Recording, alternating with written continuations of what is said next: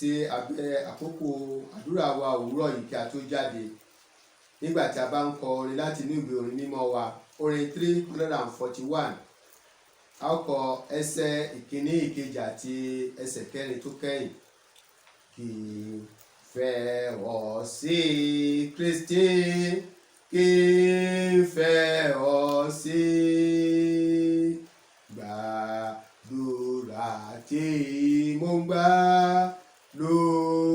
lóòrèkóòrè. Èyí ni ẹ̀bẹ̀ mi, kì í fẹ́ ọ sí Kristi, kì í fẹ́ ọ sí, kì í fẹ́ ọ sí. Jẹ́ òpin ẹ̀mí mi yóò wí ìyìn rẹ̀, èyí ni yóò jẹ́ ọ̀rọ̀ kẹ́yìn rẹ̀. Àdúrà náà ó jẹ́ kí n fẹ́ ọ sí Kristi, kí n fẹ́ ọ sí, kí n fẹ́ ọ sí.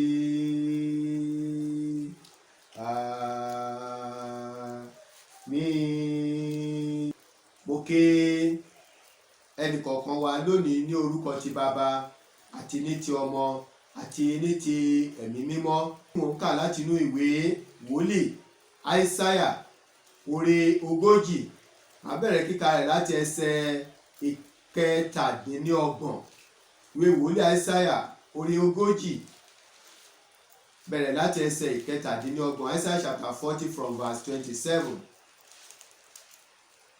Èéṣe tí ìwọ fi ń wí, ìwọ Jákọ́bù, tí ìwọ sì ń sọ, ìwọ Ísírẹ́lì, pé ọ̀nà mi pamọ́ kúrò lọ́dọ̀ Olúwa, ìdájọ́ mi sì ré kọjá kúrò lọ́dọ̀ Ọlọ́run mi.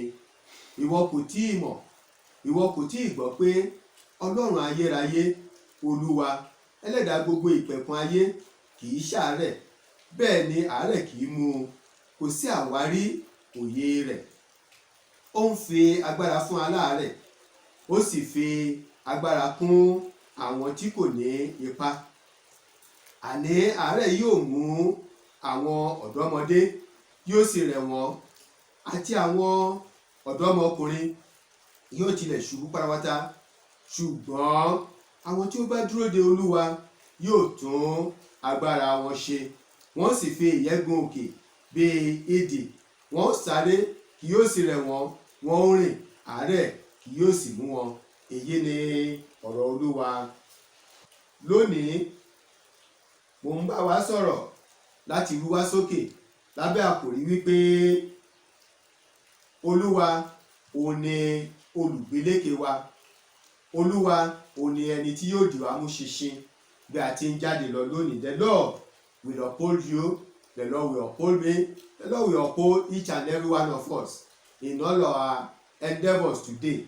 Lórúkọ Jésù, a ó jáde ní ayọ̀, a ó wọlé ní àlàáfíà, nítorí pé Ọlọ́run ló ń dì wá mú. Ọlọ́run ni ó ń ṣe atọ́nà àti alátìlẹ́yìn fún ẹnì kọ̀ọ̀kan wa. Gbogbo ènìyàn pátápátá ni ó nílò àtìlẹ́yìn kan tàbí òmíràn, yálà láti ọ̀dọ̀ ọkọ ni tàbí aya tàbí bàbá tàbí ọmọ, ẹ̀gbọ́n tàbí àbúrò. Ṣùgbọ́n gbogbo àwọn àtìlẹ́yìn wọ̀nyí lóòótọ́ a nílò wọn. Èyí tó borí gbogbo wọn ni àtìlẹ́yìn tó bá wá láti ọ̀dọ̀ Ọlọ́run ní olójoojúmọ́. Mo rántí ní ọdún kan, mo fẹ́ rin ìrìn àjò kan. Owó tí ó wà lọ́wọ́ mi kò lè gbé mi lọ lábẹ́ ìrìn àjò yẹn kó tún gbé mi padà, kó tiẹ̀ lè gbé mi débi tí mò ń lọ tọ́kílẹ̀ tó máa gbé mi padà. Mo ṣáà wá owó yẹn mi ò rí. Mo dẹ̀ gbẹ́kẹ̀lé Ọlọ́run pẹ̀lú ọkàn ìgbàgbọ́, sì tó ti yẹ pé ìrìn àjò yìí kì í ṣe ìrìn àjò tèmi, ìrìn àjò iṣẹ́ Olúwa ni. Mo bá gbàdúrà, mo bá bọ́ sọ́nà. Ó wà very very risky. Mo bọ́ sọ́nà. The first vehicle tí mo máa wọ̀ Ìbàdàn ló yẹ kó gbé mi dé, pẹ̀lú mo ṣe wà nínú mọ́tò tá a lọ ó kù dẹ̀dẹ̀ ká dé Ìbàdàn. Èmi àtàwọn ẹni yẹn akọ̀dẹ̀ bẹ̀rẹ̀ sí ní sọ̀rọ̀. Mo gbọ́ pé wọ́n gba Haúsá, táwọn náà rí pé mo gba Haúsá, inú wọn dùn. Wọ́n bá sọ pé Àbújá làwọn lọ, èmi dẹ̀ lọ Lọ́kọjá. So wọ́n bá ní kí jókòó, àwọn èrò tí ó kù tí wọ́n gbé àwọn yẹn drop Ìbàdàn, wọ́n gbé mi dé Lọ́kọjá. Kẹ̀rẹ̀kẹ̀rẹ̀ mo tún rójú rere láti Lọ́kọjá yẹn lọ sí ìlú tí mo ń lọ sí Gbókò. Mo dé Gbókò bí ìgbà tí wọ́n pè mí ò sanwó mọ́tò. Ìgbà tó wá kó àti padà wálé bí ìdẹ́mọ́ bá ṣe ń tọrọ owó lọ́wọ́ èèyàn. Ìgbà tó wà ń bẹ̀, mo parí èrè ìrìn àjò tí mo bá lọ. Ọlọ́run sọ ní mo kàn rí tí ọ̀gá mi kọ́kọ́ pè mí, Bra Timothy, Alpha, ṣé ẹ ti lọ lé ní àbí báwo lẹ fẹ́ ṣe? Mo ti lọ ọ̀gá mi. Ó ní ẹ má bọ̀ kájọ máa lọ. Mo dẹ̀ lọ̀gá mi yẹn lọ Ìbàdàn. Ló bá parí bí mo ṣe tẹ̀lé nìyẹn. Mi san kọ́bọ̀ mo mọ́tò títí dé Ìbàdàn. Just little money mo dẹ̀ sọ dé abúlé tèmi tí mo ń bọ̀. Mo wá wókè mi wọlé ìgbà tí mo padà wọlé. Even though àwọn èèyàn kọ̀ọ̀kan ti ṣe fún mi ní tọrọ kọ́bọ̀ láì má sọ wípé mo nílò owó, mo nílò ìrànlọ́wọ́, wọ́n ti fún mi lówó. So at the end of the day, by the time tí máa padà wọlé, owó tí mo mú padà wọlé ju owó tí mo mú kúrò nílé lọ. That is what I'm trying to say. Nínú gbogbo ìrìn àjò wa lọ́jọ́ tòní, nínú gbogbo ìrìn àjò wa ní ọjọ́ ayé wa gbogbo, àtìlẹ́yìn Ọlọ́run kò ní wọ́n wa, kò ní wọ́n ẹnikẹ́ni nínú wa. The Lord will uphold us. The Lord will see us through. The Lord will back us up. The Lord will not allow us to be disappointed.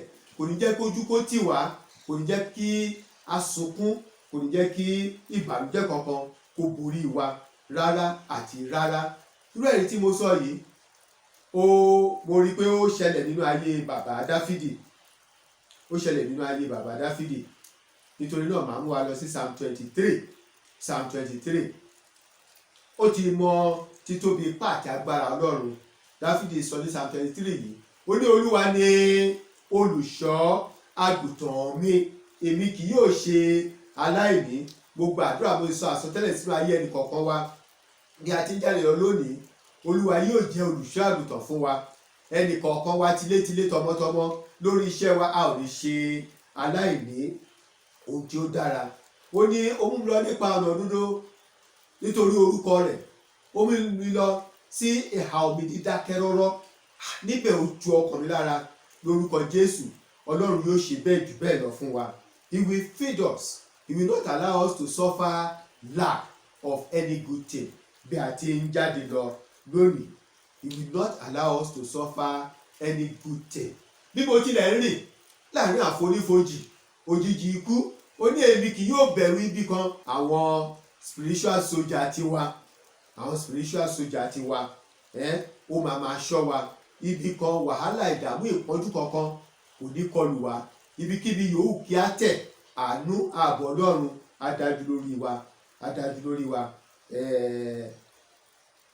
Níwájú gbogbo àwọn ènìyàn, àwọn tí wọ́n mọ̀ wípé àtòbí kí má sọ wípé a fẹ́rẹ̀, wọ́n ti ń retí ká ṣẹlẹ́yà. Ọlọ́run jẹ́jẹ́ ká ṣẹlẹ́yà o. Nítorí náà ó ní níwájú àwọn ọ̀tá mi, kí ló ṣe o? Ó ní ó tẹ́ tábìlì sílẹ̀ fún mi lójú àwọn ọ̀tá mi. Ó ní ago mi sì kún àkúnwọ́ sílẹ̀. Bó ṣe máa rí fún ẹnì kọ̀ọ̀kan wa nìyẹn bá ṣe ń jáde lọ lónìí. He will bless us. He will feed us. He will clothe us. He will not leave us. He will strengthen us. He will uphold us. Lórúkọ Jésù bó ṣe máa rí fún wa nìyẹn. So bó ṣe ń jáde wà máa rí ire gbà, wà rí àánú Ọlọ́run gbà. So mo gbàdúrà fún ẹnì kọ̀ọ̀kan wa lónìí, bá a ṣe ń jáde ibi gbogbo tí à ń lọ ní olójoojúmọ́, à rí ire gbà, à rí àánú Ọlọ́run gbà, à rí ìrànlọ́wọ́ Ọlọ́run gbà. Á sì dára fún ẹnì kọ̀ọ̀kan wa lórúkọ Jésù. Á dára fún ẹnì kọ̀ọ̀kan wa. Finally, ohun tí mò ń gbìyànjú láti jẹ́ kí ó yé wa yékéyéké òun ni pé ẹ jẹ́ ká dúró de Olúwa. Ẹ jẹ́ ká ní ìgbàgbọ́ nínú Olúwa. Tí a bá dúró de Olúwa, kí Olúwa máa ṣe fún wa gẹ́gẹ́ bí ẹsẹ̀ ìkọkànléníọgbọ̀n ibi tí a kà yẹn. Ó ní Olúwa yóò tún agbára wa ṣe. Olúwa yóò tún agbára wa ṣe. Ó ní á fi ìyẹ́ gun òkè bí idì, kì í ṣe pé a máa fò bí àwọn àjẹ́. No, that is ọwọ́ Olúwa á gbé wa sókè. àánú ẹ̀ á gbé wa sókè, oore ọ̀fẹ́ ẹ̀ á gbé wa sókè. Nígbà tí Ọlọ́run bá ń bá àìní wa pàdé, nígbà tí Ọlọ́run bá ń dìde ìrànlọ́wọ́ fún wa, òun ni ó fún wa ní ìyẹ́ tá a fi fò gòkè bí idì.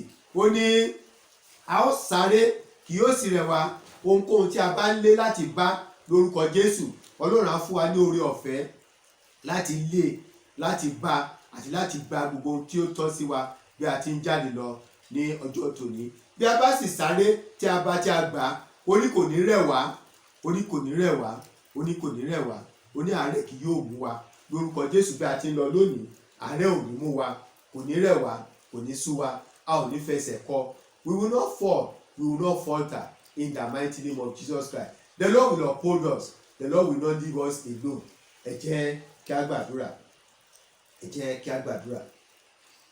Bàbá wa àti Ọlọ́run wa, a dúpẹ́ gidigidi lọ́wọ́ yín.